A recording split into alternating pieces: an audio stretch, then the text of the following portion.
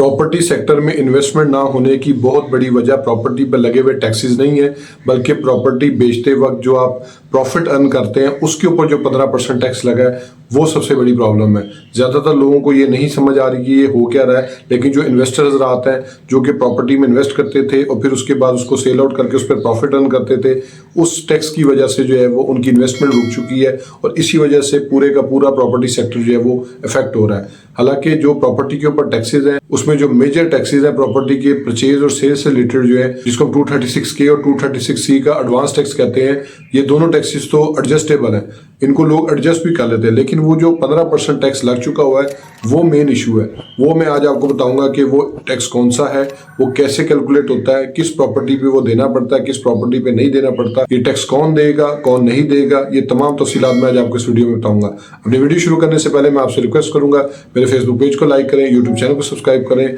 ताकि legal topic से related इसी तरह एडवाइस मैं आपसे शेयर करता रहूं। तो अब आ जाते हैं अपने असल टॉपिक की तरफ कि आखिर वो कौन सा टैक्स है जो कि प्रॉपर्टी को बेचते वक्त जो है वो देना पड़ेगा। 236C का टैक्स वो तो एक अलग चीज है, लेकिन असल प्रॉब्लम ये है कि 1 जुलाई 2024 से जो है ये एक ऐसा टैक्स जो है वो इम्प्लीमेंट हो चुका हुआ है, जिसके बारे में क्लियरली जो है वो इनकम टैक्स ऑर्डिनेंस में ना सिर्फ अमेंडमेंट की गई फाइनेंस एक्ट के जरिए, बल्कि उस अमेंडमेंट को मंजूर भी कर लिया गया। ये वो टैक्स है कि मिसाल के तौर पे आपने प्रॉपर्टी ली है 10 लाख रुपए की और आप उसको बेच रहे हैं 15 लाख रुपए में, तो ये जो 5 लाख रुपए आपने उस पर प्रॉफिट अर्न किया है, इस पे आपको एक अलग से टैक्स देना पड़ेगा, क्योंकि as per letter tax law जो कि नए टैक्स लॉज हैं और उसमें जो है वो अमेंडमेंट्स जो हो चुकी हुई हैं उन तरमीम के बाद ये 5 लाख रुपया भी आपकी उसी तरह आमदनी है जिस तरह आपकी सैलरी इनकम है, जिस तरह आपकी बिजनेस इनकम है। और अगर इस 5 लाख के अलावा अगर आपने कोई सैलरी जो है वो आपको आ रही है या आपको बिजनेस इनकम आ रही है, तो वो उसके साथ जो है वो मिल के आपका टैक्स कैलकुलेट होगा। मिसाल तौर पर आपको जो है वो 6 लाख रुपया सालाना सैलरी मिल रही है, यानी 50,000 रुपया महीने के हिसाब से,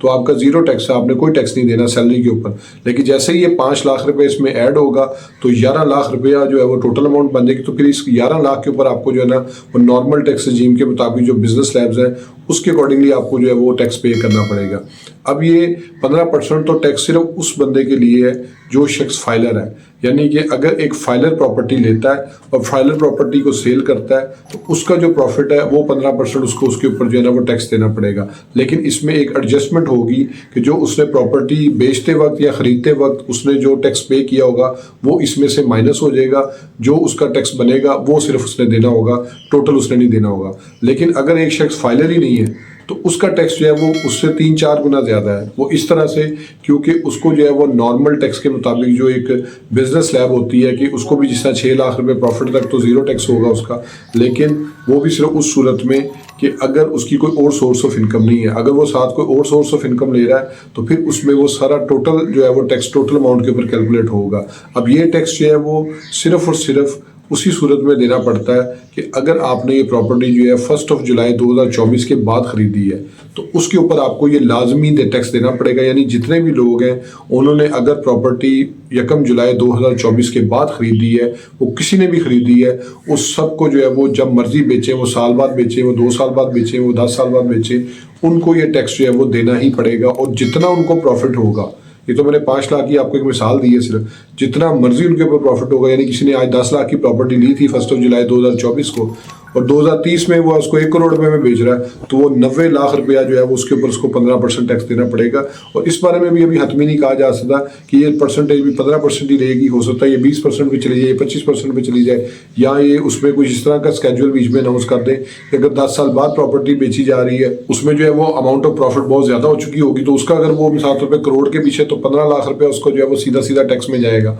तो उसमें वो हो सकता है परसेंटेज को कम या ज़्यादा करें। लेकिन ऐसे तमाम लोग जिन्होंने प्रॉपर्टी 1 जुलाई 2024 से पहले ली हुई थी उनको जो है वो कैपिटल गेन सिर्फ उस सूरत में देना पड़ेगा अगर उनका होल्डिंग पीरियड अलाउ करता है। वो होल्डिंग पीरियड इस तरीके से अलाउ करेगा कि अगर 6 साल तक के अंदर अंदर उन्होंने प्लॉट सेल परचेज करने के बाद अगर वो सेल कर रहे हैं तो उस पर 0% हो जाएगा, अगर वो घर है तो वो 4 साल में 0% पे आ जाएगा, लेकिन अगर वो फ्लैट या अपार्टमेंट है तो वो 2 साल के अंदर 0 पे आ जाएगा। यानी उसकी अगर इस 2 साल बाद, 4 साल बाद या 6 साल बाद फ्लैट कंस्ट्रक्टेड प्रॉपर्टी या प्लॉट सेल करेंगे तो वो उसमें 0 टैक्स हो जाएगा। उसके जो है ना वो गेन टैक्स की हद तक। तो ये एक बड़ी इंपॉर्टेंट चीज़ थी जो मैं आपको बताना चाह रहा था कि ये एक ऐसा टैक्स है जो हर शख्स को देना ही देना है अब अगर उसने प्रॉपर्टी 1 जुलाई 2024 के बाद परचेज की है। होप्स आपको ये वीडियो पसंद आई होगी। मेरे फेसबुक पेज को लाइक करें, यूट्यूब चैनल को सब्सक्राइब करें ताकि लीगल टॉपिक्स रिलेटेड इसी तरह एडवाइस मैं आपसे शेयर कर रहा हूँ। Thank you for watching.